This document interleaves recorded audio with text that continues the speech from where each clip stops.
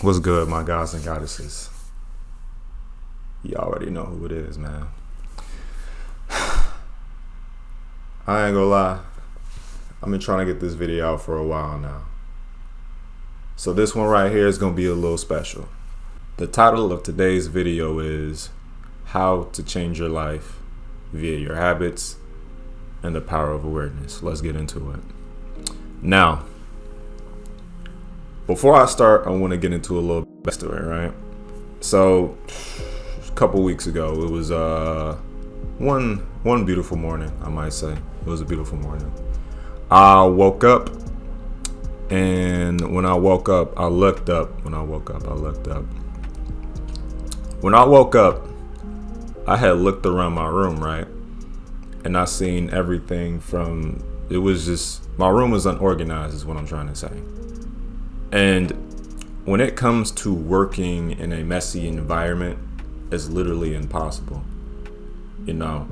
So in that instance, I had two thoughts. The first one, I'm tired of shit. I'm gonna lay back down. I'm gonna scroll on my phone. That was my first thought. And I'm pretty sure that'd be anybody's first thought when you first wake up, right? Now, my second thought, this one was interesting. This is the reason why I'm making this video. That second thought was a quote. I don't think I've ever heard it before, but the quote went, "If you do nothing, nothing happens. If you do nothing, nothing happens." Now you're probably wondering behind the screen, Shane, what is that supposed to mean? That's a black and white quote. That's so basic, anybody can think of that. What's the significance? And the significance behind that quote, if you do nothing, nothing happens. I could have not have cleaned my room, and God knows how long it would have been before I decided to clean it up. It would have stayed messy and I would have had a terrible environment to work in. Now, if you see where I'm going with this, let's translate my room and make it life.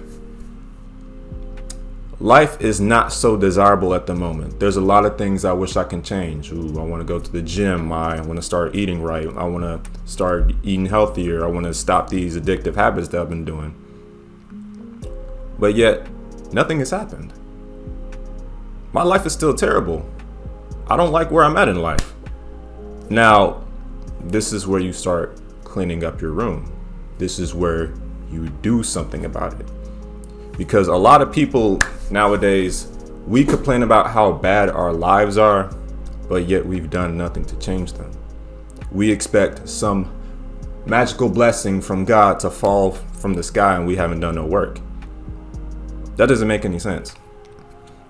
The more you sit and do nothing, the less likely it is your life will change. With all that being said, Shano, Solar Shano, I'm gonna start calling myself that. Shane, how do I change my life now? Knowing all this. This is where we get into habits. You change your life through changing your habits. The habits that you do every day is shaping your life, and it will continue to do so. Now, why do I say that? By nature, we are creatures of habit. So whatever we do, even if it's just one little thing, we will continue to do it. We will continue to repeat the same action, and that's when it becomes habit. That's in our nature. That's just how we work as humans. Now, when it comes to changing our habits, it's a little more difficult. When it comes to change at all, change is scary for everybody. Change is difficult. We're so comfortable with what we have now that change seems scary. It seems unrealistic to us. And when it comes to changing your life and changing your habits, there's two kinds of people, right? The first person, as I described, is too comfortable to change. And the second person doesn't believe that they have any control over their lives. And they feel like victims. So, my advice to both of these people are, I've said this in my last video, everything is a choice. Every decision you make shapes your habit, and those habits shape your life. So let's go back within the last 6 months, right? What decisions have you made? What habits have you been doing? 1 + 1 = 2. So what decisions have you been making? What habits have you been doing? That equals your life up to this point. So let's say you've been going out and partying every day. No judgment involved. Let's say you've been going out and partying. You've made the decision to go out and party. You've made the habit of drinking, smoking, hanging out with people, hanging out with your friends. Cool. But when you ask yourself why your life isn't the way that it's supposed to be, the way that you want it to be, why is everything not adding up? Why is my life not good? Do you not see the correlation of what I'm saying? These are how things like addiction form, because not only do you choose to practice the same habits over and over again, but then you start to build an unhealthy relationship with these habits. So now that you're emotionally dependent on it, you're going to keep doing it just to feel better, as a way of coping, or whatever reason as to why you may be addicted to a substance or anything. That's how addiction works. I've already talked about addiction in one of my videos. As I said, we're creatures of habit. So we'll repeat the same action over and over again. That's in our nature. But it comes to the point where we try to change our habits, but we're so used to the unconscious version of ourselves just doing these habits without even thinking. That's called drifting. Now, what is drifting? There's a book called Outwitting the Devil by Napoleon Hill, right? And drifting is described as when one permits themselves to be influenced or controlled by circumstances outside of their mind. So what does that mean? If you're somebody with a drifter mentality, that basically means you don't think for yourself. You have no sense of consciousness, and you're damn near like a robot. Every habit that you've picked up at this point, good or bad, is now automatic. You basically think like a robot.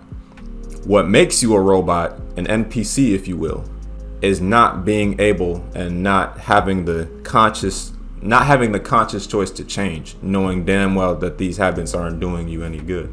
Imagine you're driving a car, right? The drifting mentality is basically when you don't have your hand on the steering wheel. You don't have control of the car. Now, if you're not driving that bit, if you're not whipping that hoe, you're going to end up crashing. You're going to end up going to a place that you're not supposed to be in. You're going to drive straight through that building when you're supposed to make a left or right turn, because you don't have any control of the vehicle. Now, let's get into changing our habits and taking control of the vehicle. This is how we start changing our habits. In order to change our habits, we have to be aware. My bad, Mike. We have to be aware of ourselves. We have to have self-awareness. Now, what does it mean to be aware? What does it mean to have self-awareness? Having self-awareness is basically just being mindful, paying attention to everything around you. Now, if I'm self-aware and I'm aware of myself, I'm basically mindful and paying attention to like myself, everything I'm doing, what I'm doing, how I feel. This is what you mean by like paying attention to how you feel. You're aware of your emotions, your sensations, and everything that's going around, not only around you, but in your body as well. Awareness, what helps me is meditation and journaling. I feel like meditation is very misconceptualized because people think that you just sit with your arms in signs and symbols and shit and start going, let me stop. People think it's just clearing your mind and breathing and saying a bunch of chants and shit, when really meditation is way deeper than what we think it is. But the main point of me saying that is meditation helps you meditation helps you become aware of yourself. You become aware of your breath. You become aware of your thoughts. Now you can see the thought patterns which trigger those habits. So when you when you're not meditating, and you're going about your daily life, because you now have a heightened sense of awareness, you can identify what's triggering these habits, identify why you're doing this. You can catch yourself in the moment of doing these habits. And when you realize that these habits are not good for you, that's when you're able to stop yourself. This is where you have self-control, and this is where you take the action to stop. Now, when it comes to changing your habits, you don't get rid of what you're doing. Like, you don't just get rid of habits, but instead you replace them. Because whatever's engraved in our subconscious mind, that's what stays there. So now we have to reprogram our minds to, instead of getting rid of a habit, we got to do something different. Let's say you got an addiction. You got the habit of eating junk food, right? So instead of picking up that Oreo, which 9 times out of 10, like even me, if I eat an Oreo, I'm never just going to eat one. That's law. Now, instead of me grabbing that Oreo, I become aware that I'm grabbing that Oreo. I'm becoming aware that I'm about to partake in a bad habit. Instead of taking that Oreo and eating it, I could put it down. Okay, Shane, I'm about to eat this Oreo. I'm staying away from junk food, so I need to replace this Oreo with something better. Changing my diet. Let me grab an apple or something. See, you might not like that apple, but when you taste that apple and you start eating more healthier, when you start practicing this habit over and over again, that's when those actions compound, and that's when you start making change to your habits, making change to your life. Making small changes is all that matters. It's like compound interest. Let's say you put $5 into your savings account every day for a month. There's 30 days in a month. That's $5 every day. That's $150 in a month. It doesn't seem like a lot. Like $150 seems minuscule. But when you realize how much that money compounded over time, it increased. Your savings had increased because you put a little into there. You put a little into your savings every day. So it grew.